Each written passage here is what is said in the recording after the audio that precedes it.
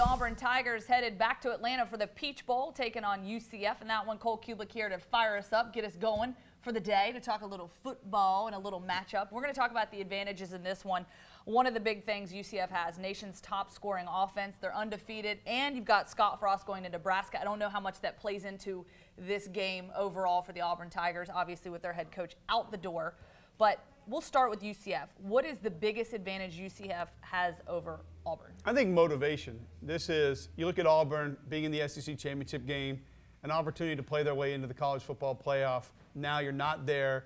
The team that you just beat, actually two teams that you just beat in the last half of the season, the last 3 weeks of the regular season, are going to be competing in that playoff. Yep. So I think you lack a little bit of motivation on the front end there of just that letdown factor.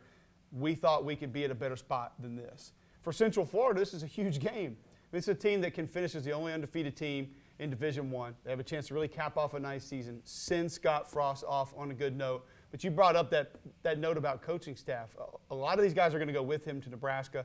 Some of the new staff has already been announced. 8 or 9 assistants going with him? I think so. And obviously, Josh Heupel now been announced as the head coach. Randy Shannon's going to come in as defensive coordinator. How do you balance out some of the responsibilities? You can't expect Heupel and Shannon to put a staff together with those kind of numbers that are leaving to be able to come in and coach this bowl game. So you have to let Scott Frost and his staff assist, coach, be the guys, whatever in this game. But I think the motivation lies with a lot to prove. We've seen it before with some of these group of 5 teams. Everyone's saying they don't belong. Everyone's saying they're going to get blown off the field. And they want to go prove that they can play with the big boys. All right, Cole, so if motivation is such a big factor here, if you're Gus Malzahn and this coaching staff, how do you keep these guys motivated here for the next month? Well, I think you want to end your season on a positive note. You have a good group of seniors and some juniors who we know are going to declare for the NFL. You want those guys to go out with a win. Obviously, some momentum to build towards next season. And I think you're a competitor. You want to go out and you want to win a football game. It's going to be a Central Florida team that comes in undefeated. You have a chance to ruin that. So you have a chance to knock off 2 different number ones during the regular season, both your rivals, and then beat the last standing undefeated team in college football. It's all pretty good things to put on your resume when you can go back down the road and look at, okay, what did we do in this season? These were the things we were able to accomplish, and winning a New Year's Six bowl.